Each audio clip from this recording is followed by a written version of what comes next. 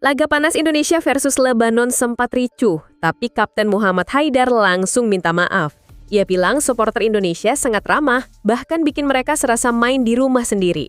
Haidar tegas, insiden itu cuma karena tensi pertandingan, bukan niat bikin masalah. Nama-nama besar kayak Egy, Beckham, sampai Hubner mendadak absen lawan Lebanon. Erick Thohir bilang Hubner dan Nathan sakit, sementara Ragnar disimpan biar nggak cedera.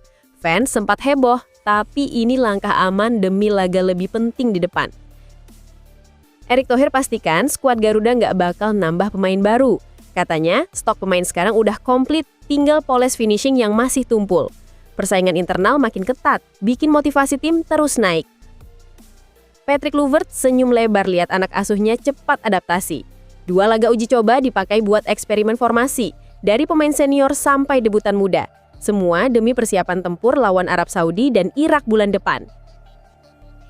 Baru kelar bela Indonesia, Jay Itzes langsung balik ke Italia. Sassuolo udah nunggu dengan jadwal padat.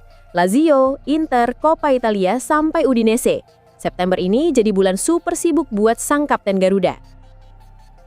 Jangan lupa klik tombol subscribe dan aktifkan lonceng notifikasi agar Anda tidak ketinggalan setiap pembaruan penting dari kami. Simak selengkapnya hanya di Timnas Gol ID. Pertandingan Timnas Indonesia melawan Lebanon baru-baru ini menyisakan cerita yang cukup panas. Bukan cuma soal hasil di lapangan, tapi juga insiden keributan kecil yang sempat bikin suasana memanas. Nah, menariknya, Kapten Lebanon Muhammad Haidar langsung angkat bicara dan menyampaikan permintaan maaf kepada publik Indonesia. Usai laga, Haidar tampak tulus ketika menyampaikan rasa terima kasihnya. Katanya, sambutan orang Indonesia begitu hangat, mulai dari supporter di stadion sampai orang-orang yang mereka temui di hotel. Bahkan, ia merasa seperti sedang bermain di rumah sendiri. Haidar menjelaskan kalau insiden di lapangan sebenarnya hanya murni karena tensi pertandingan. Namanya juga sepak bola, penuh adrenalin dan emosi, apalagi kalau kedua tim sama-sama ngotot ingin menang. Ia menegaskan tidak ada niat buruk, tidak ada maksud untuk bikin masalah dengan pemain Indonesia, apalagi dengan supporter. Permintaan maaf itu terasa penting, karena di tengah panasnya emosi, Haidar bisa menunjukkan sikap dewasa. Ia tidak hanya meluruskan situasi, tapi juga menjaga hubungan baik antara kedua tim. Bisa dibilang, dia berhasil meredakan potensi salah paham yang lebih besar. Sementara itu, pelatih Lebanon Miodrag Radulovic juga ikut memberi pandangan.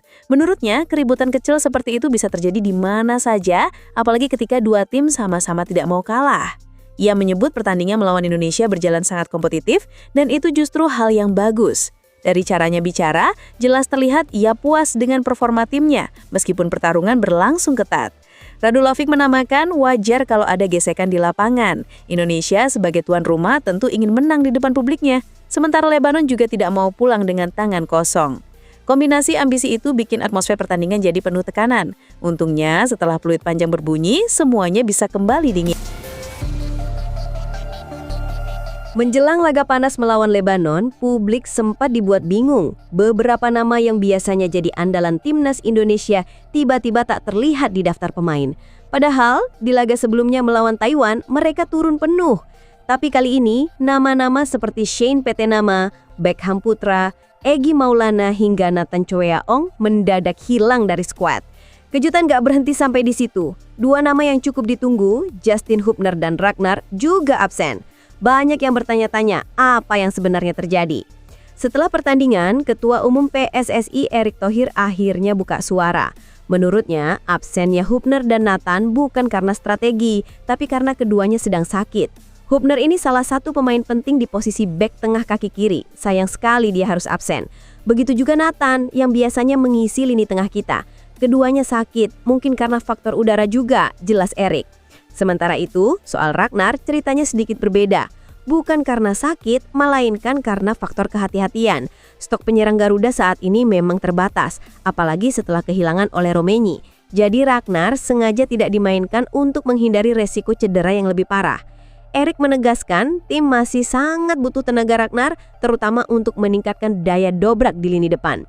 Keputusan ini jelas membuat banyak fans bertanya-tanya, tapi di sisi lain bisa dimengerti. Kondisi fisik pemain harus tetap dijaga, apalagi jadwal ke depan masih panjang. Erick bahkan menambahkan harapan besar Ragnar bisa tampil maksimal pada laga bulan Oktober nanti. Absennya para pemain kunci ini memang sempat bikin suasana heboh, tapi pilihan yang diambil pelatih dan manajemen tim bisa dibilang langkah realistis. Lebih baik mengorbankan satu laga ketimbang kehilangan mereka lebih lama karena cedera atau kondisi yang makin drop. Jelang ronde keempat kualifikasi Piala Dunia, Erick Thohir memastikan timnas Indonesia tidak akan menambah pemain baru. Menurutnya, skuad Garuda sudah cukup tebal dengan pemain diaspora, ditambah deretan pemain Liga Indonesia yang sekarang banyak dapat kesempatan. Artinya, stok pemain kita sudah lumayan komplit. Dari 2 uji coba terakhir, lawan Taiwan dan Lebanon, formasi yang dipasang Patrick Kluivert mulai kelihatan konsisten. Hasil imbang 0-0 lawan Lebanon memang tanpa gol, tapi jadi pengalaman berharga. Apalagi Lebanon dikenal dengan gaya main keras ala Timur Tengah. Bagi Erick, itu kesempatan bagus buat pemain kita belajar cara menghadapi lawan yang suka main fisik tanpa harus ikut terpancing emosi atau provokasi. Tapi tentu belum semuanya mulus. Erick terang-terangan bilang kalau penyelesaian akhir masih jadi PR besar. Beberapa peluang emas lawan Lebanon terbuang sia-sia karena finishing belum tajam. Ini jelas jadi bahan diskusi tim pelatih supaya strategi di depan gawang lebih efektif. Hal menarik lainnya, 2 laga uji coba ini juga dipakai Kluivert untuk merotasi pemain.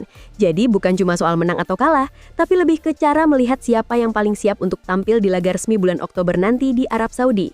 Persaingan internal makin ketat dan itu kabar bagus, karena siapapun yang tampil maksimal punya peluang besar untuk masuk starting 11. Singkatnya, meski tanpa tambahan pemain baru, timnas Indonesia sekarang sedang membangun pondasi yang makin solid.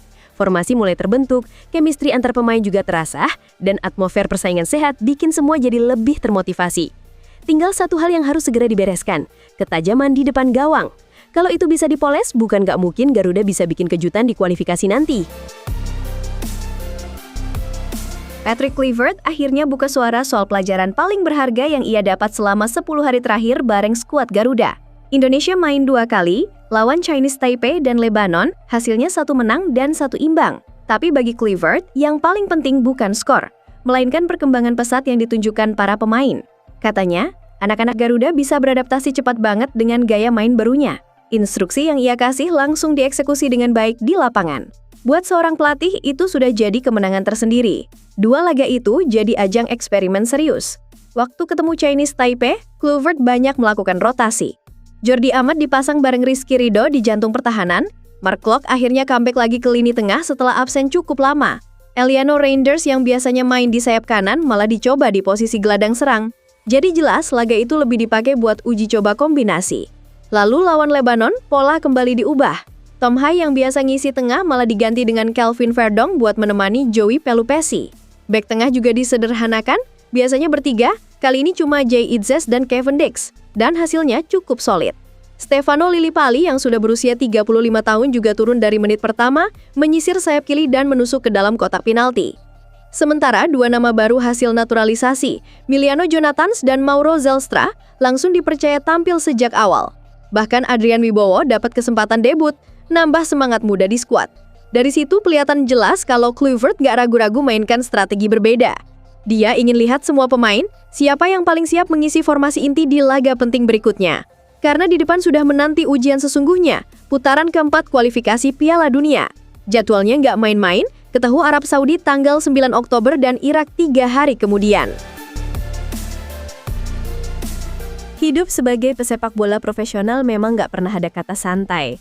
Itu juga yang lagi dirasain Jay Itzes, kapten timnas Indonesia yang baru aja kelar menjalani tugas negara.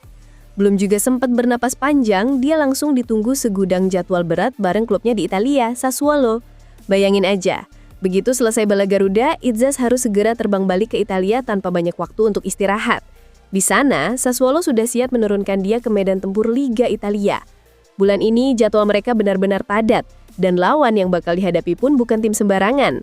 Tanggal 14 September, Sassuolo langsung kedatangan Lazio. Main di kandang sendiri mungkin bisa jadi keuntungan, tapi Lazio jelas bukan lawan gampang. Tim ini punya tradisi kuat di Serie A dan selalu bisa bikin masalah buat lawan-lawannya. Belum habis rasa lelah, seminggu kemudian Sassuolo harus melawat ke markas Inter Milan di Giuseppe Meazza. Inter adalah salah satu raksasa Italia dan bermain di kandang mereka berarti menghadapi atmosfer yang super panas. Buat Itzes, ini akan jadi ujian besar. Bisa nggak dia tetap tampil solid di jantung pertahanan ketika serangan Inter datang bertubi-tubi? Lanjut lagi, tanggal 25 September, Sassuolo bakal menghadapi Como di Coppa Italia. Walau levelnya beda dengan Lazio atau Inter, Coppa Italia selalu penuh kejutan. Tim kecil bisa jadi mimpi buruk kalau dianggap enteng. Itzes jelas harus tetap fokus kalau nggak mau Sassuolo tersandung. Dan seolah belum cukup, akhir bulan, tepatnya 28 September, Sassuolo kembali harus berjibaku di Serie A melawan Udinese. Tim ini terkenal alot dan biasanya nggak gampang dikalahkan, apalagi kalau mereka sedang main dengan semangat tinggi. Bisa dibilang September ini jadi bulan super padat buat J. Itzes. Dari timnas langsung lompat ke Liga Italia, lalu Coppa, lalu balik lagi ke Serie A.